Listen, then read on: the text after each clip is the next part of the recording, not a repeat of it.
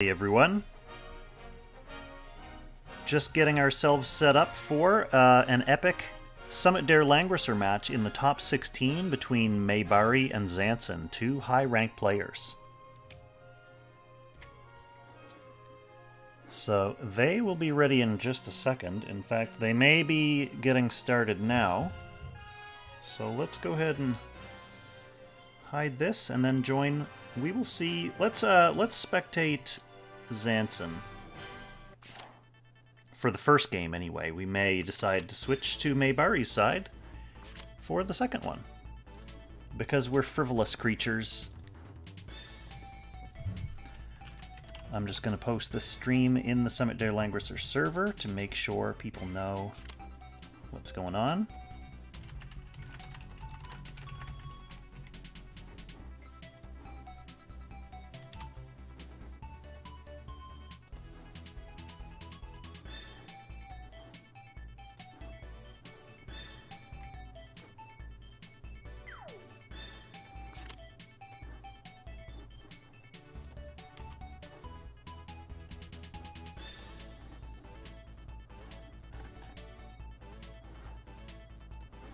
Okay, and now I will make sure to bring up my YouTube chat and me Twitch chat.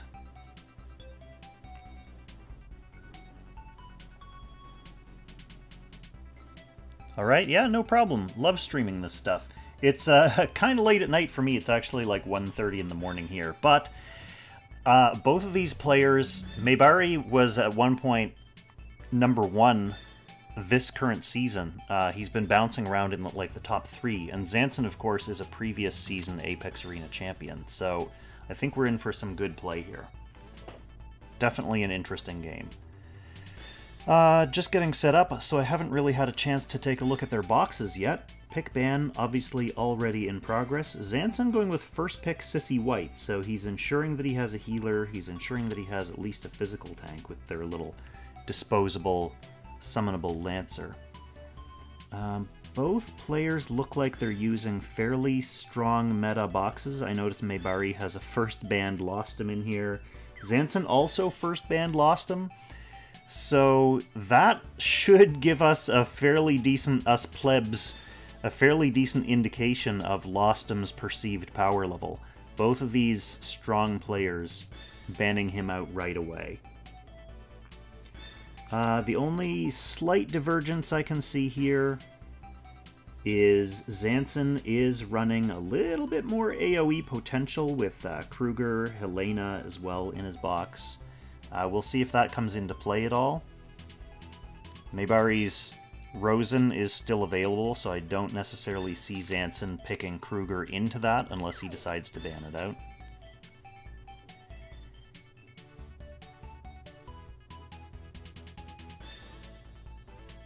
Unless I'm super blind, Zansin also doesn't have Oboro in his box. Maebari does have Oboro in his box. Now, neither player is looking like they're setting up for extremely defensive or stally or turtley play, so this week was kind of the week of Heimdall, with a lot of players finally gaining access, well, payers, but players gaining access to that central enchant on the new Covenant expansion for Heimdall, giving a lot of players more bulk. So at least for me, in ladder, I did see a lot of players, or a lot more players, kind of leaning towards turtley boxes. Doesn't look like that's going to be the case in this matchup. Maebari is securing Oboro as 5th pick. Potentially sketchy against a team like Zansin's. He should be able to reach that Oboro before it's able to transform. Maebari does have the option of using Sissy's Act again on Oboro to speed up his transform by 1 turn, which also gives him the benefit of not having to place Oboro as far forward to initiate his transformation. So we'll see if any of that comes into play. So both players will be setting up their skills and soldiers and position on the map here. Zansin may potentially have to look out for a turn 1 Watham play, since he doesn't have any natural deployed tanks on the board quite yet. He can deploy one on his turn, but player 1 obviously has turn priority on turn 1, so it's possible for this Watham to charge in and air slash someone. Unless Zansin positions properly. Or unless Maebari shows the proper respect and doesn't plan on throwing his Watham away on turn 1 like that for a potentially gimmicky kill. Yeah, 4 stacks could be difficult for him to get, with Zansin having the ability to rush in. That said, he doesn't necessarily need to get 4 stacks either. The main benefit of 4 stacks on Oboro is his ability to ignore guard, and Zansin's only guard is that little summonable Lancer. So, yes, Straw, I got you. I will continue pronouncing Watham and Lostum correctly, just for you.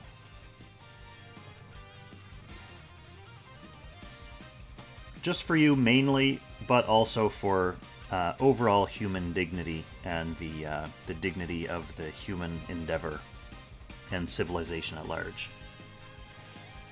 So we are getting started here. Alright, not going for a turn 1 Watham play. We're getting Oboro all ready and set up. He doesn't have air slash anyway. He's set up as a normal single target.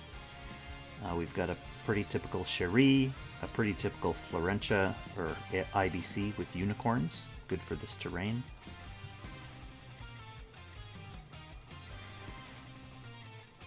Also good against all these cav threats. And Sissy, what did you bring? Inspire. Okay, that's fine. Typically, you'll see the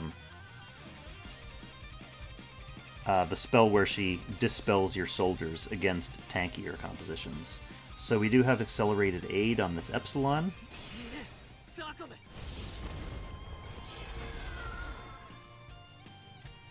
And that Epsilon does also proc his Breeze on turn 1, so that gives Maebari a little something to think about as he's setting up his team here.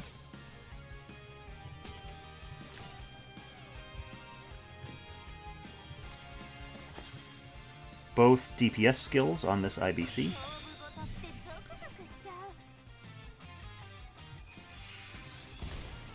Alright, so Sissy doing a little bit to guard and protect this Oboro for his initial transformation sequence.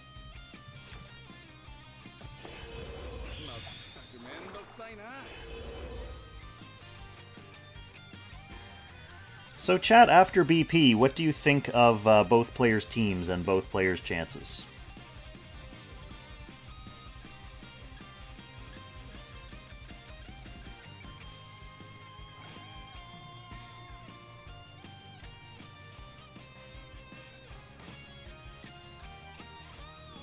Obviously some similarities, both players with Sissy White, both players with IBC, and the potential speed and soldier boost that she offers. The Elwyn and the Watham potentially kind of playing a similar role of being long-range physical destroyers. Maebari with the Cherie, as opposed to Zansin's 2 assassins in D-Heart and Epsilon. Assassination, possibly not going to play a huge role in this because there's no real proper tank.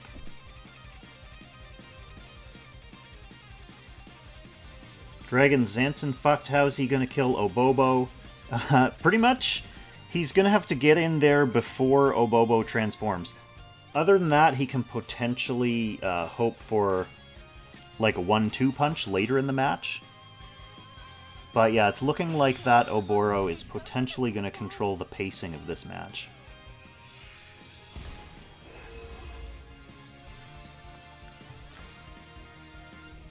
Of course, as every turn passes, this Oboro is getting bulkier. But it's not exactly an invincible turtle Oboro either. There's no significant auras here that Zansin has to worry about.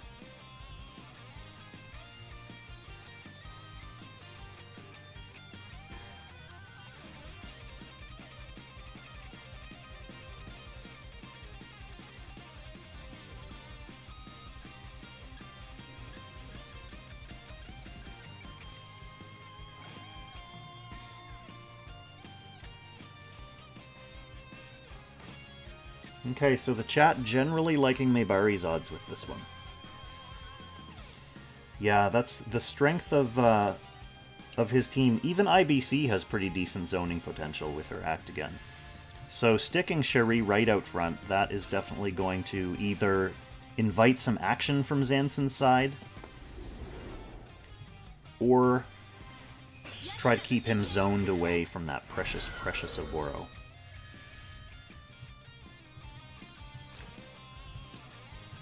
So Epsilon getting the speed boost from IBC here.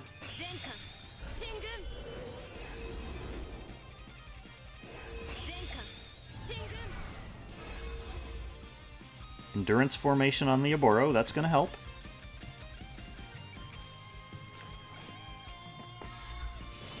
Alright, and Elwyn also pushing up somewhat aggressively. Zansin trying to get his toe in the door here, find an opening.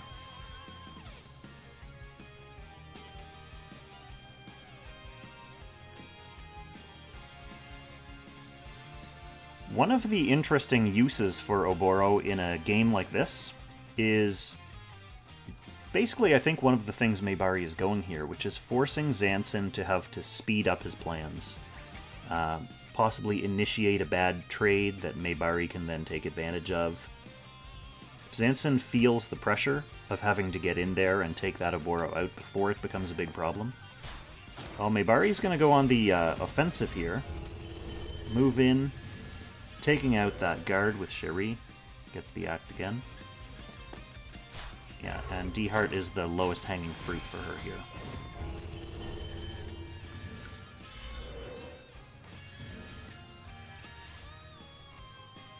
So she's done her job taking out that D-Heart. She's a little bit of a... she's behind enemy lines here now, but she is a bit of a distraction.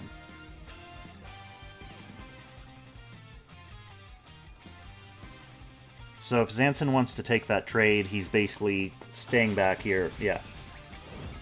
Using a couple actions to clean up this unit who's already done her job.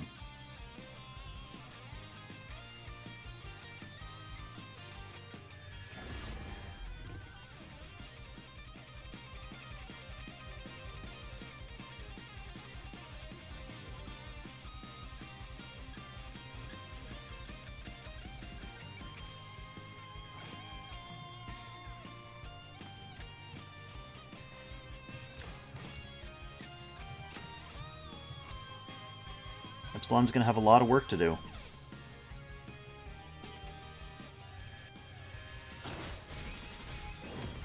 Zansin just cleaning up the Cherie with Sissy.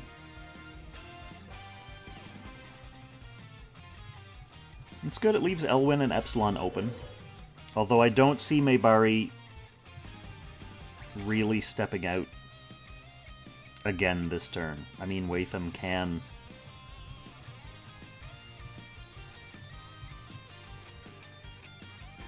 Assuming it's boots,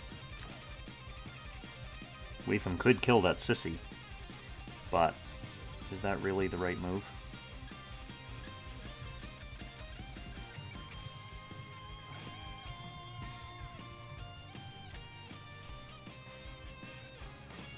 Yeah, I think keeping Watham in reserve for the inevitable approach of Epsilon is probably the smarter move.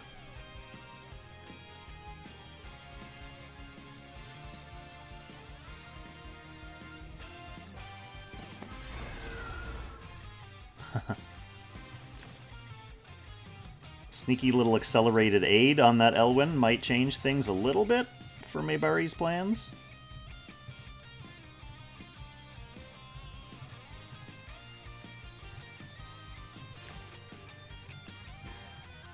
I mean, everyone's being guarded by this right now, so at best, Elwyn goes in and just kills the little scrap tank.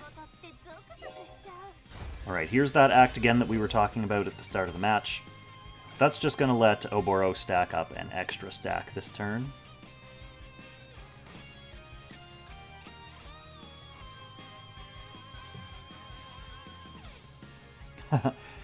That's, believe it or not, that's not actually the same cat. I mean, it's modeled to look like him. So the cat from Notes for Noobs, or really from the Endless Voyage game mode, is Captain Mac. And this is just a skin for Watham.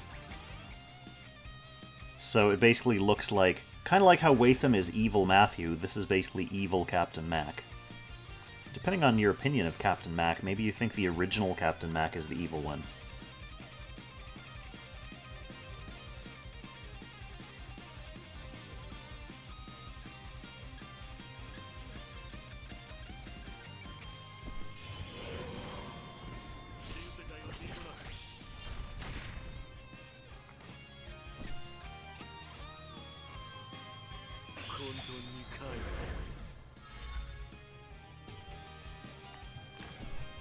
Alright, going for the IBC. Refreshing his mobility with that little shadow step to Elwyn.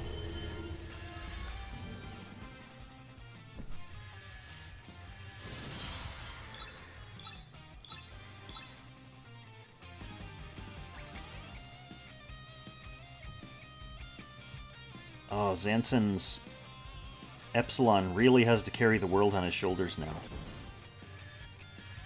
Killing this Watham is pretty much the best option for Elwyn at this point.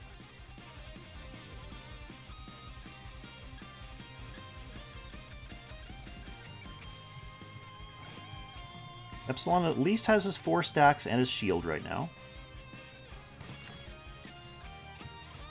Brought accelerated aid though, so he can't hide from single target.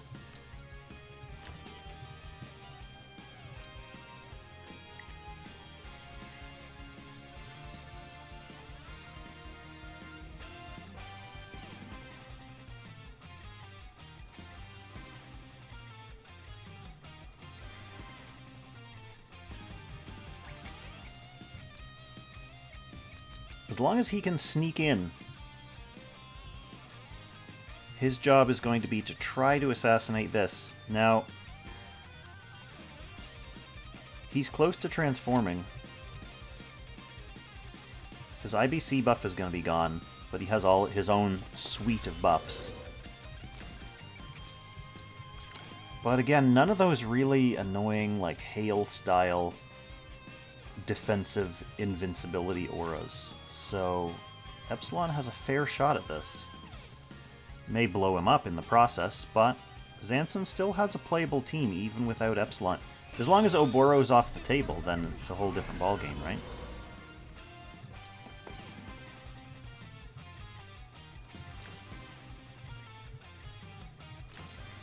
Maebari may be feeling pressured to get this Oboro transformation over and done with now that Epsilon is knocking at his front door. Even though he's only got 3 stacks, he doesn't really need the 4th stack. He doesn't have a guard to ignore, so at this point it might just be time to mobilize this Oboro.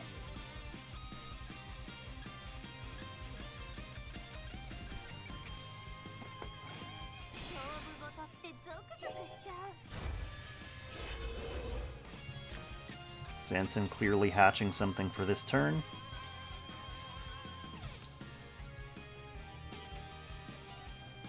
We're up to 844 def on this Oboro.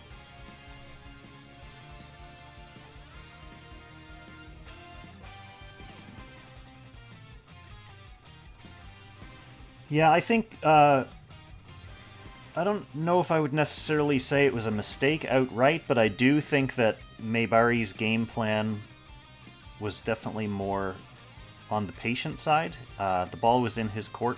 He could have let Zansin come to him and use Watham as a bit more of a reactive weapon there. I mean, both of these players are smarter than I am, so he didn't do that without a purpose.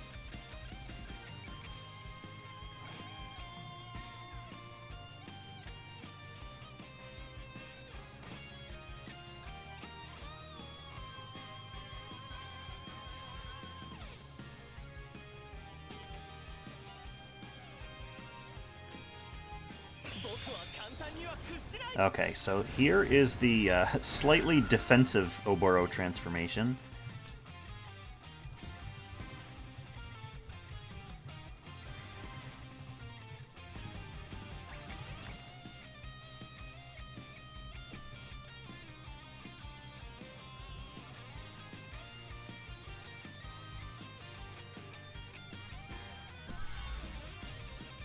Alright, so Oboro's up and running. Now he just needs to continue zoning. With Oboro out of range, Epsilon's going to go for the IBC instead. He rebreezes. He does get to keep his shield, but his 3C's down for 3 turns. His faction buff's going to be coming off next turn. Maebari can basically just break the shield and then Oboro it.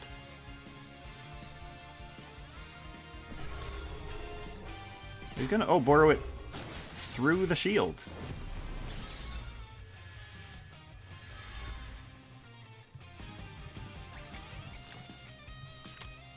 I guess no reason not to. Oboro's skills will be coming up sooner than Epsilon's. Act Again is still on cooldown.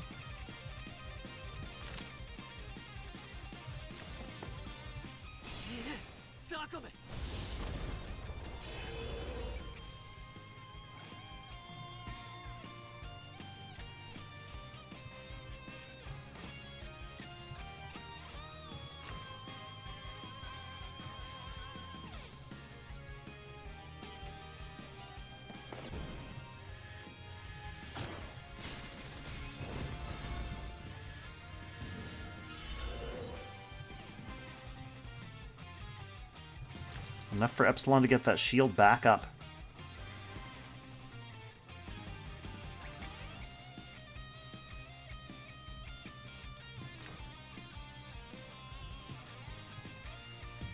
One turn left before that 3C's up.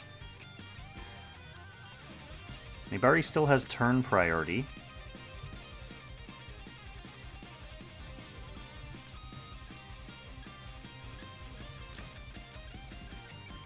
But Elwyn's a-comin'. Okay, Lancer's Guard is back up.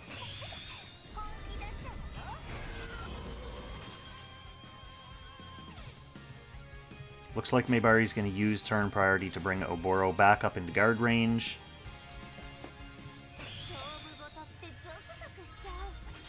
I don't really see much point in taking another snipe at that Epsilon. Well, I guess he just has to kill the Lancer now.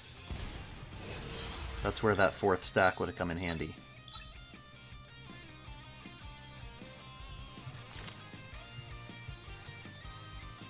Surely, though, the Lancer's an easy kill for a regular attack from Oboro.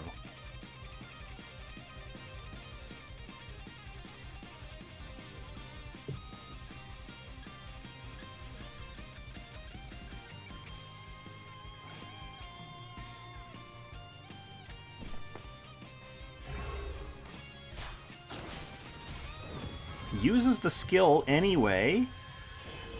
To me that reads like he forgot about not ignoring guard. Like, I would have used the skill to try to kill the Elwyn, but it seems like overkill for the troop. Zansin uses Sissy to take out that guard, and now Oboro is kind of a sitting duck. We've got an Elwyn, we've got a Epsilon with his 3C back.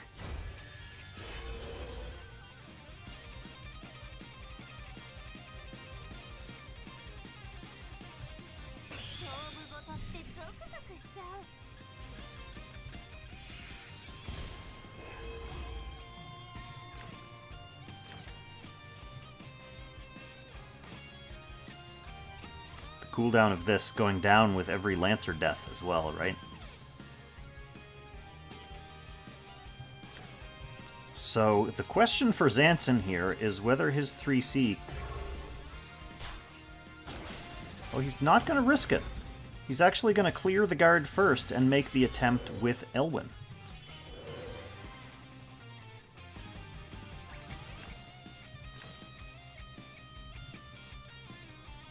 There's no post-battle explosion left, so this Oboro can't kill both Elwyn lives here. He can kill one.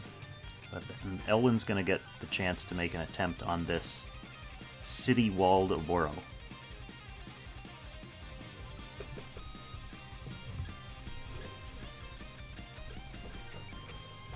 Speaking of dragons on city walls, Just watched House of the Dragon. Is it House of the Dragon? Game of Thrones Part 2. Watched an episode of that earlier tonight.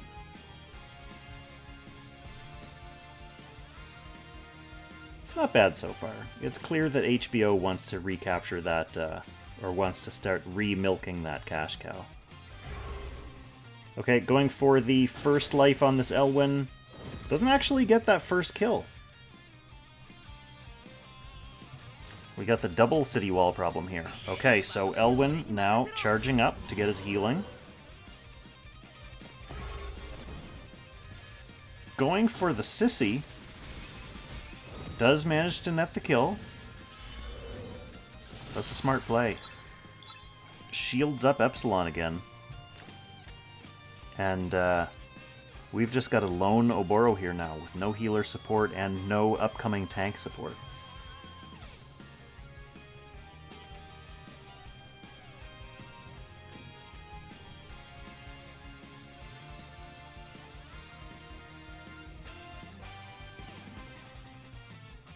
Dragons in the chat, clearly pulling for the team with the dragons. Having a hard time now dealing psychologically with the results of this. Alright, Oboro taking a Q there. Clearing out Zansin's healer.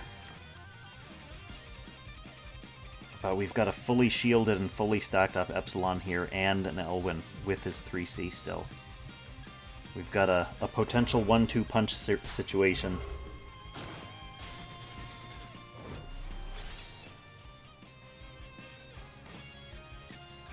And that was the 1 punch. Here's the 2 punch. 3C against a very injured Oboro. So that's game 1.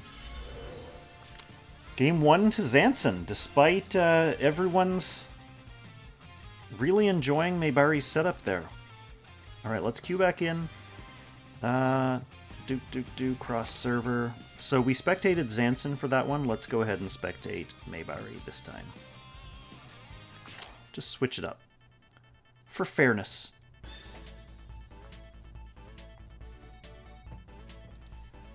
So the players have an opportunity to delve into their side boxes.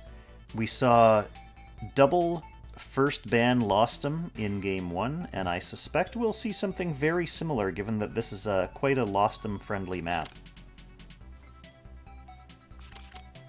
Maebari drops the Oboro, Zansin drops the Kruger, and both players bringing in Archons.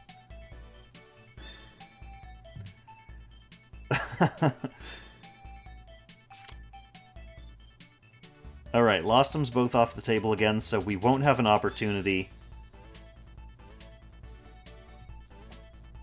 Every time I spectate or watch one of these matches or cast one of these matches, I keep rooting for a Lostum deploy, but I haven't gotten one yet. Keeps getting banned.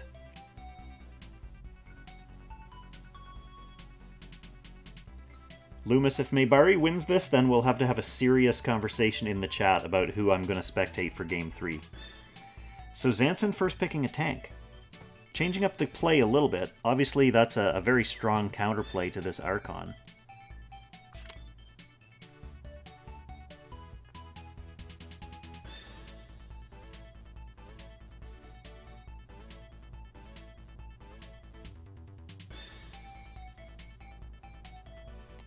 Yeah, again, with the caveat that Zansin is way smarter than I am, I typically, with this kind of box, don't ever really go for the first pick Hilda. But, I mean, the other advantage of a box like this is that you have plenty of DPS left over afterwards for something like that.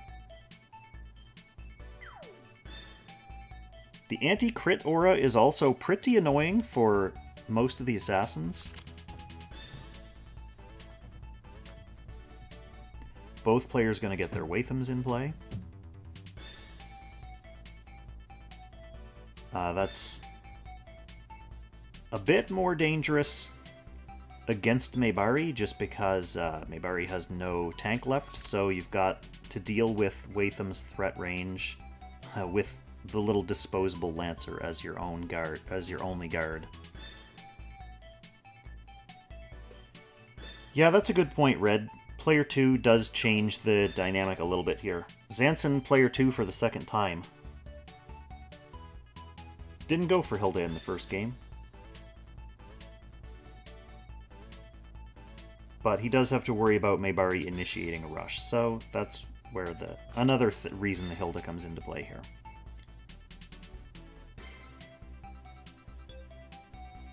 And we are going to get to see some Archon play. There's some water on this map.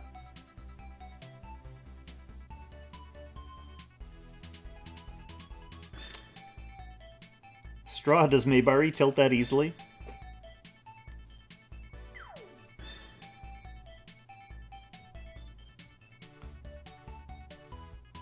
So D-Heart potentially bringing some stun ability.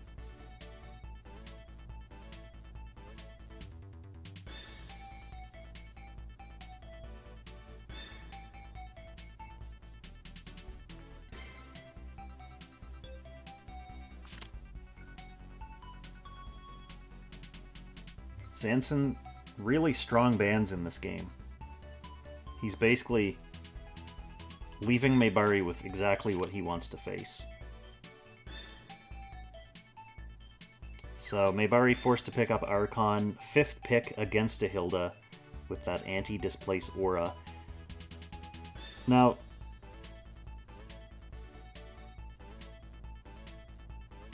that said, obviously, even if you can't displace, Archon can still be used as a straight-up DPS unit. And sometimes units will be outside of Hilda's anti-displacement aura range, so that's a potential use for Archon as well. You know, especially these units who don't necessarily want to just hang around with Hilda. Zansin is going to be looking for opportunities to jump in. The unit next to Cherie. Trying to see who you're looking for. In which box?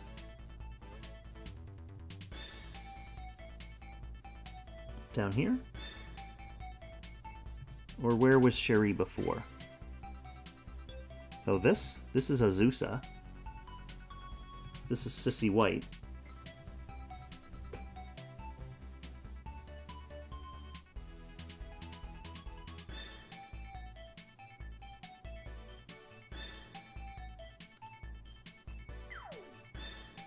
The only one left in Zansin's box, that's Helena.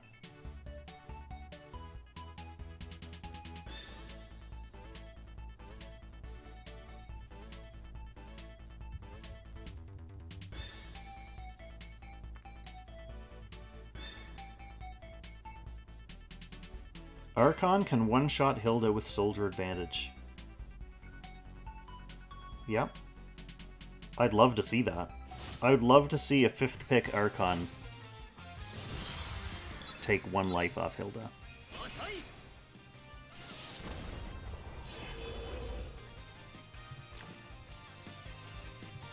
So we do have Hide on Epsilon this time.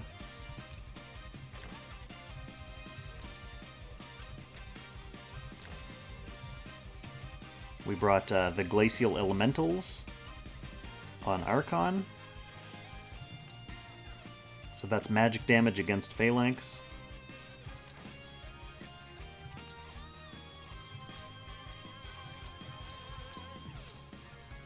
And accelerated aid on this Epsilon again. John Smith with the super chat, contributing to the coffee in the morning. Greatly appreciated. Yeah, it's after 2 a.m. right now, so I'm definitely going to need a coffee when I wake up in 5.5 hours. Probably going to avoid a coffee for right now if I want to get to sleep after this stream.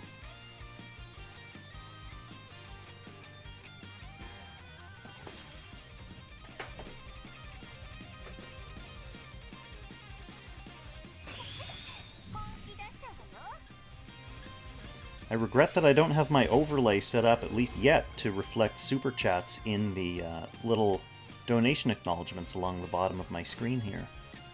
I'll have to look into fixing that.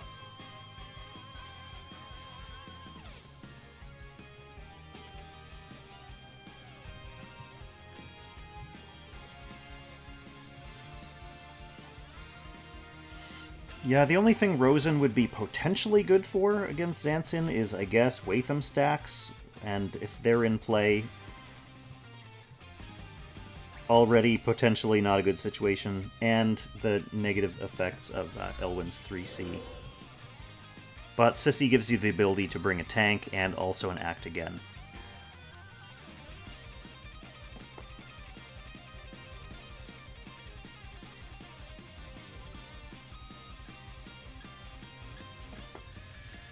That's right, Jeff. RestreamBot bringing all the knowledge. All the knowledge is over on the Twitch side right now, so RestreamBot is doing some heavy lifting here.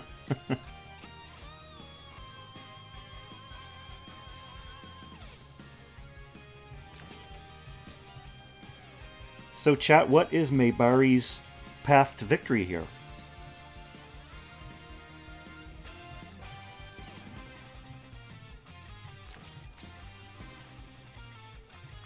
Zansin with a lot of zoning potential, and he has this little Hilda rampart that he can set up around. Gives him a little bit more space to work with. Even once the distance does get closed, Maebari's only real options are hit the tank with Watham, hit the tank with Archon, a D-Heart who's not likely to get, well, definitely not getting a kill. Definitely not getting a kill. You know, maybe stun someone.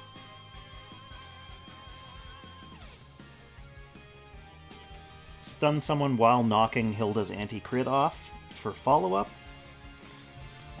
And then just have Epsilon parked back here waiting for his opportunity.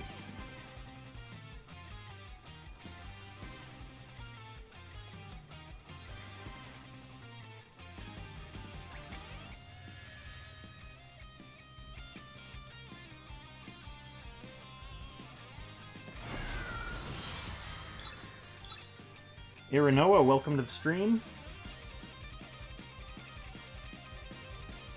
Chad, you'll be happy to know that your little dab emoji is being translated on the Twitch side as elbow cough. Somehow get RNG stun on Hilda, then yeet. Even this positioning here seems custom built to make that more difficult for D-Heart. What are the chances Zansin's already moved over to Angel Feather on Hilda? Fairly slim.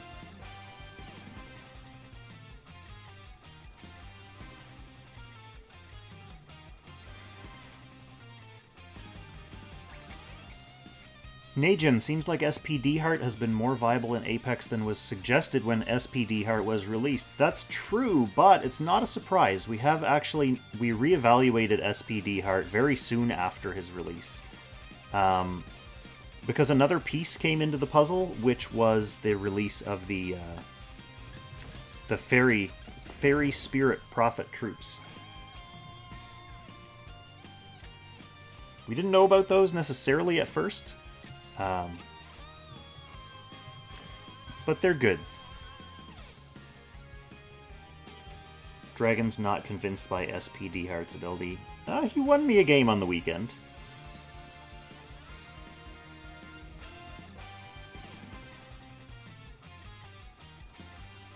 Yeah, Loomis is right. That was right around the time when those new troops were being introduced. So we did find out about a week after SPD Heart came out. I feel like it was a week or 2 weeks that these fairies were coming into play and that he would have access to them.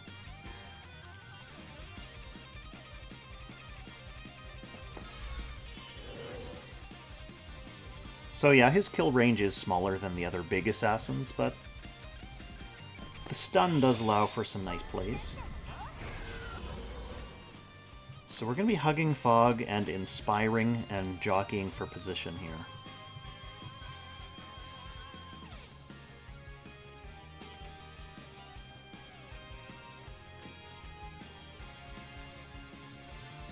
I think Zansin would be just as happy for Maebari to make the first move. Rice Crew 2. Howdy. Welcome to the chat.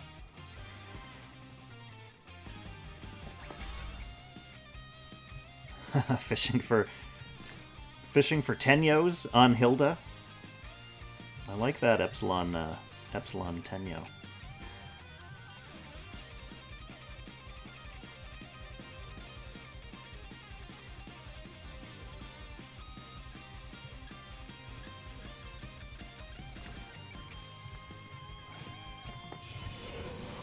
Alright, here's the opener. We're gonna make some attempt to make something happen with a Watham here. We're gonna be stripping Hilda. Oh, we're gonna be teleporting and then making a play for someone else. Archon has a revive. Elwyn doesn't have a revive right now. He's too close to Archon. Alright, so that's it.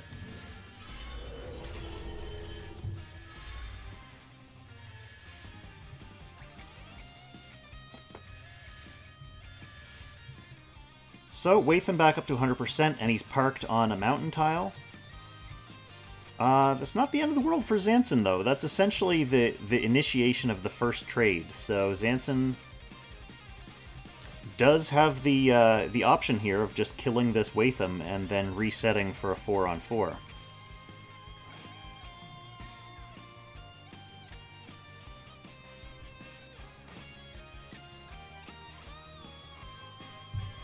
The Curse of Kong strikes yet again. The Curse of Kong is usually my summoning luck. Najin, what SSR items each dragon can potentially drop? They drop items based on their equipment categories. So Dark Dragon is weapons, Fire Dragon is all equipment, Thunder Dragon is hats, Ice Dragon is body armor. None of the dragons drop accessories.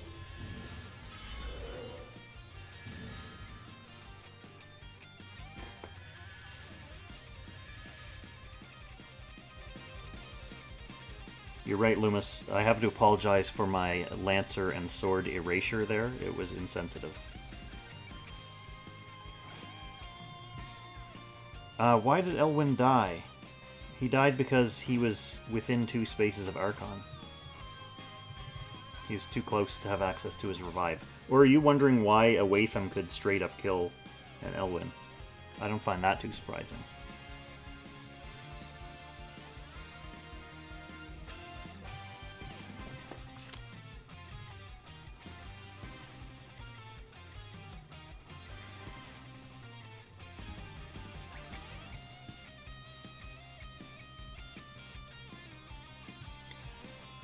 Red, I don't think it was an accident. I think Zansin is fine having that trade come to him. He still has Epsilon, he still has Ham, he still has Archon ability.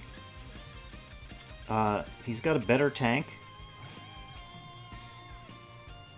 I think the ball is still in his court here. It's just going to see who's going to be able to make the first and best use of their Epsilons.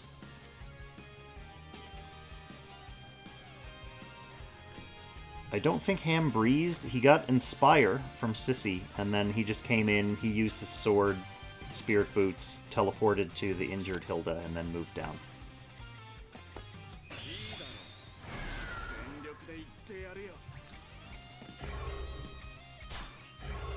Alright, let's see if D-Heart... No, he can't get the first kill on this Archon.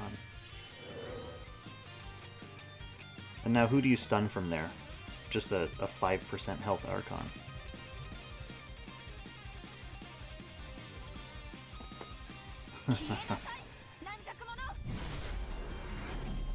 I mean, I think Archon was in water there anyway, so he was going to be getting a 60% health revive after that, so it's not like even with the post-battle fixed you'd be taking both lives. That was just a maybe take a life off someone move.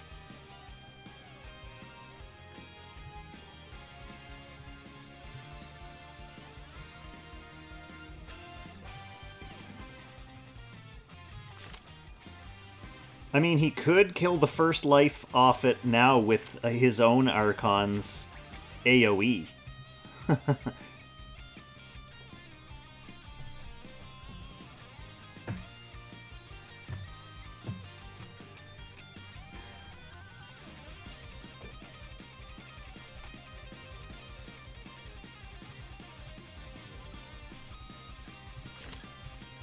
I mean, who else is he going to pull, honestly? This doesn't have stealth, so that could be pulled eventually. This could be pulled, but Archon's not getting that far behind enemy lines.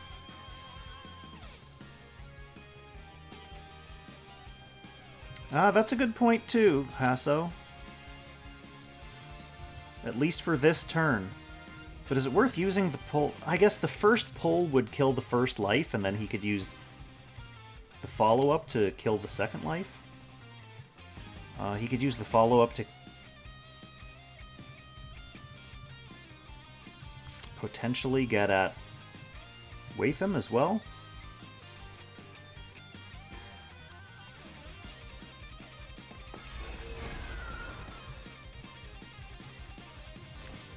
Front and center Epsilon catches a breeze, that's fine.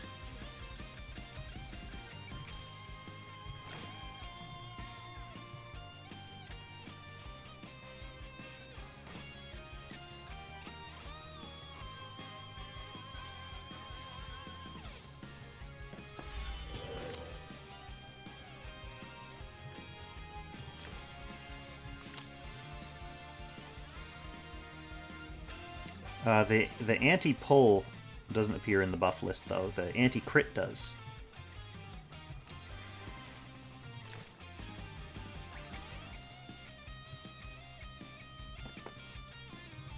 But yeah, I think the command is still active, I think.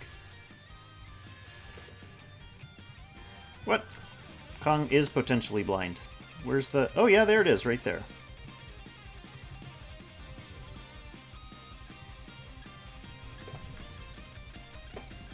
Man, it's 2:30 a.m. Cut me some slack.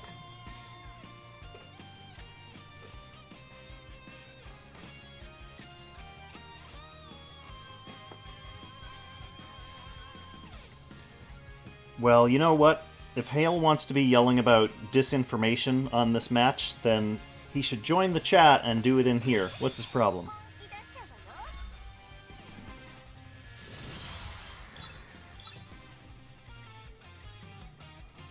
Thanks, Purity. I needed that slack.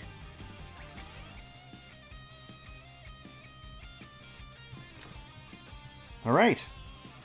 So this is essentially the reset version on a smaller map of this battle. We've got Epsilons.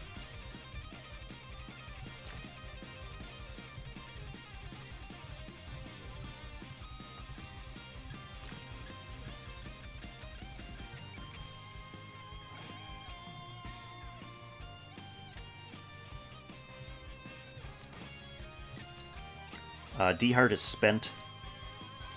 Archon not going to be able to pull anything, so his job is smacking Hilda now.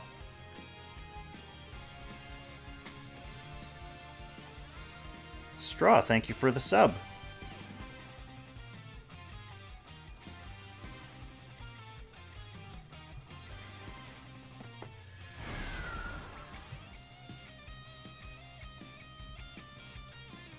Subscribers don't even get my little Seal Guardian animation. They get the generic little zombie guy. I'll have to update that too. I have so much Twitch research to do.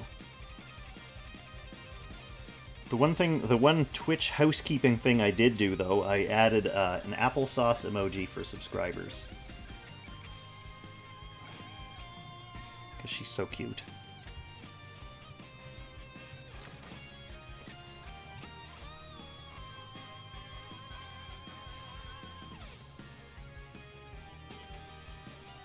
Yeah, Maebari is in a rough position here. Ultimately, I think he needs to use this Epsilon to kill Zansin's Epsilon, but that's going to be very difficult with this shield active. I guess he could potentially use Archon's pull on Epsilon to break the shield, and then follow up with his own Epsilon.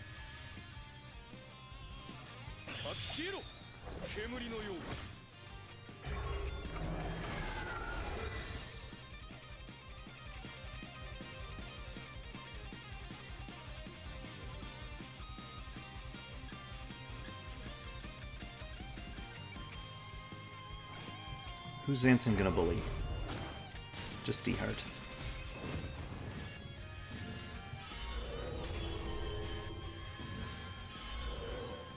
Archon doing his job. He's in deep. He still has a revive. He's in water.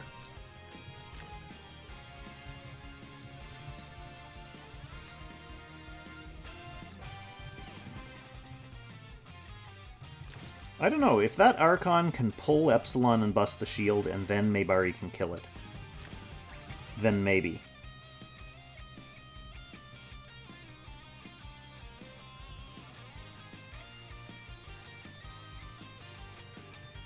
Is Hilda currently the top Apex tank? Christian second, because of Hilda's anti-displacement, anti-crit.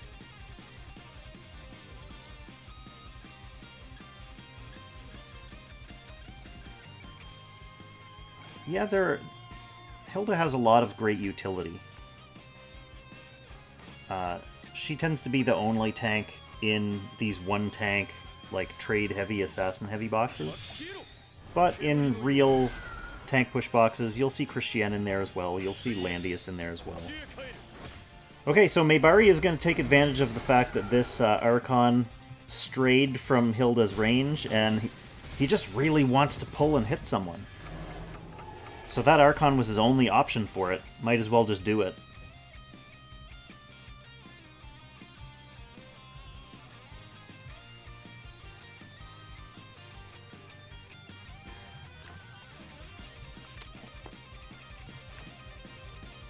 This Epsilon currently can't be guarded from Watham's attacks. Okay, so he's going to guard the old-fashioned way, which is running far away. That cleansed the Watham stack as well, so he can be guarded by the Lancer now.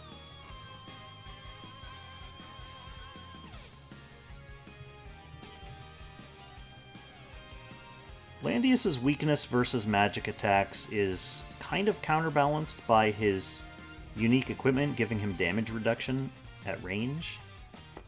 And most people build him steel for a little bit more damage reduction.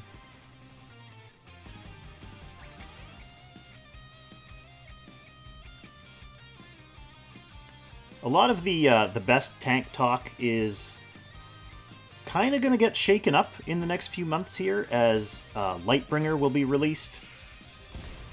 She's going to be a good new meta tank who can also kind of carry her own weight in the endgame.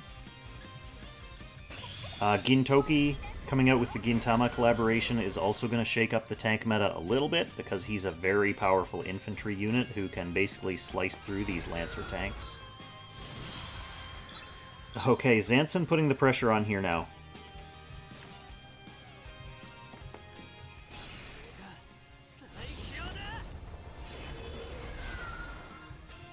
Maebari trying his best to run away.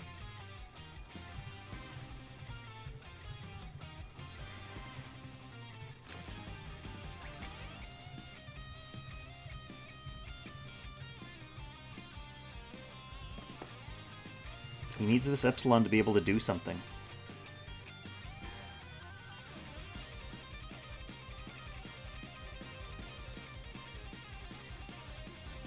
Hey, at least with 7 seconds of backup time,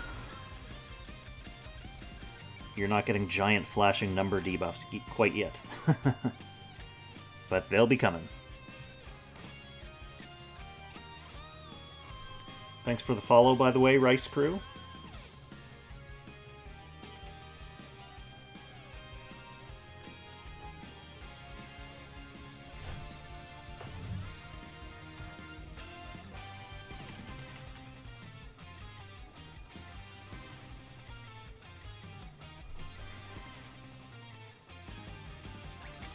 Zansin has all the time in the world and all the space in the world. He's going to not secure a kill on this Sissy White with his Epsilon, so that was Epsilon.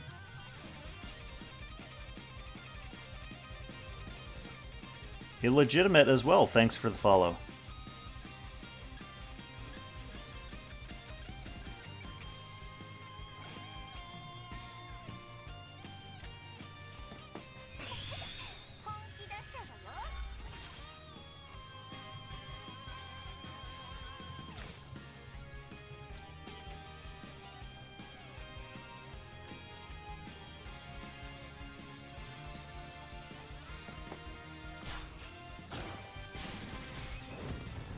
Alright, Ham taking the guard out of play.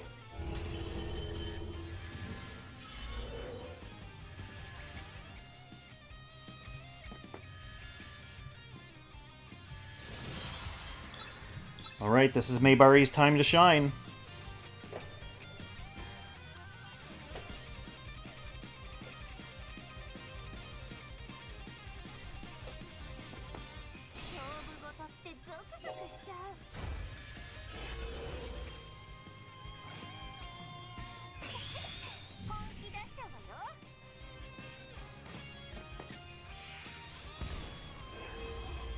Maebari keeping this Epsilon well fogged. He doesn't have any skills right now, so he's basically hanging out until he can do something. Zansin, Epsilon, also no skills. He needs to re-up his faction buff.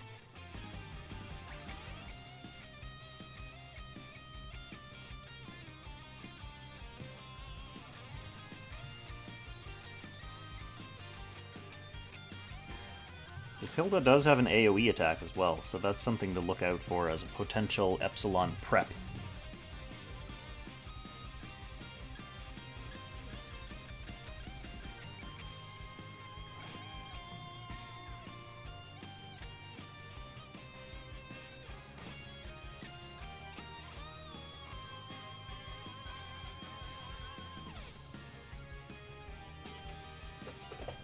Is Ledden the only tank whose guard skill can't be dispelled?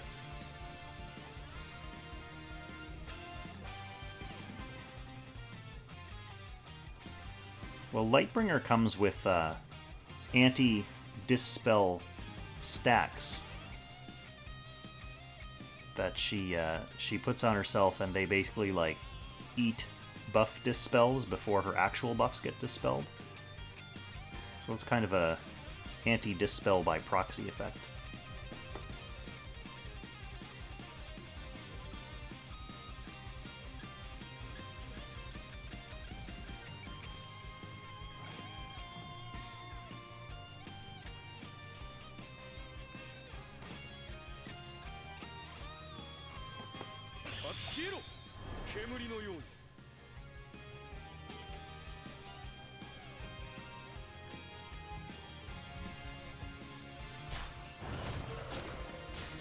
Too bad poor old Grenier's conversion can still be dispelled.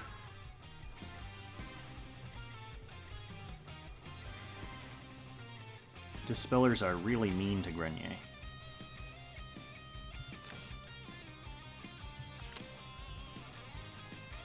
Hilda just straight up not guarding right now. Zansin wanted to save her second guard to use as an AoE, presumably.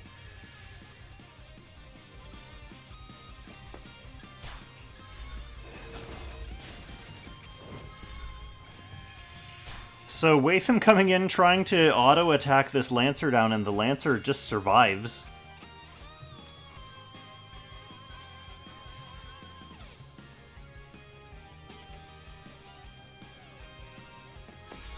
The Lancer just straight up face-tanking a Watham.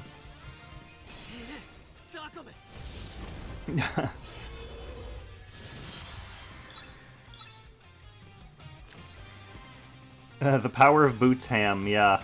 What is this clown fiesta game? Do I need to queue up some circus music for the background music now?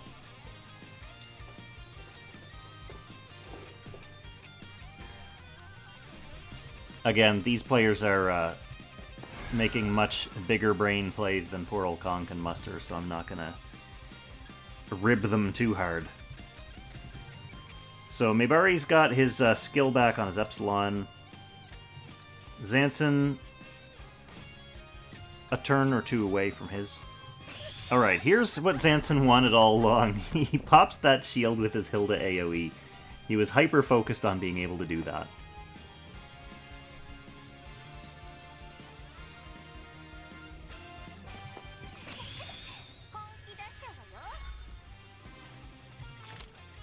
Epsilon not currently on terrain.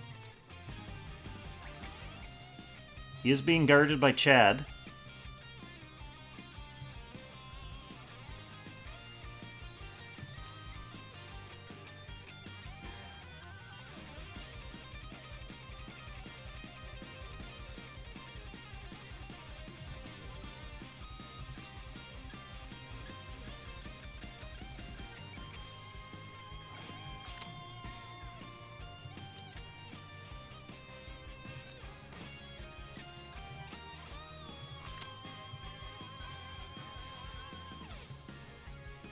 Yeah, Maebari has his 3C.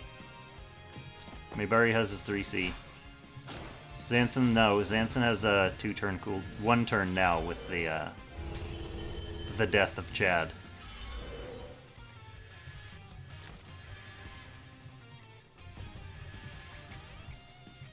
I mean, if he wanted it right now.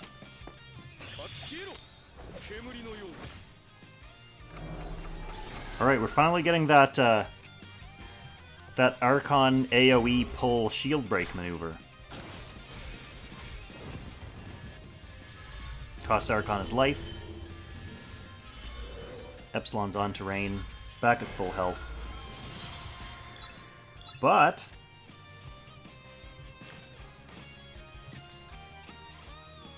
alright, his skill is up as well, so this is kind of Maebari's only chance. Basically needs to kill that Epsilon with his Epsilon.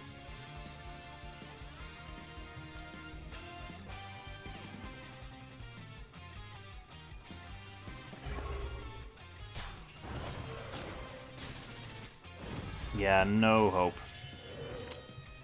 No hope without crit. I mean, and he didn't have the time to bust the anti-crit aura off with like a sissy move, because then his Epsilon's just dead next action.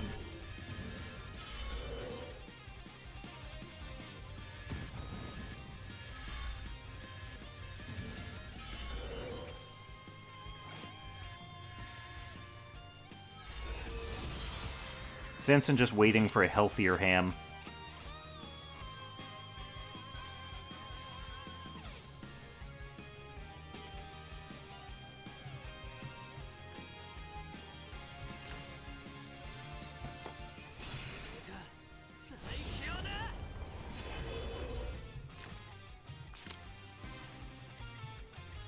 Not really gonna zone that 8-move Watham out.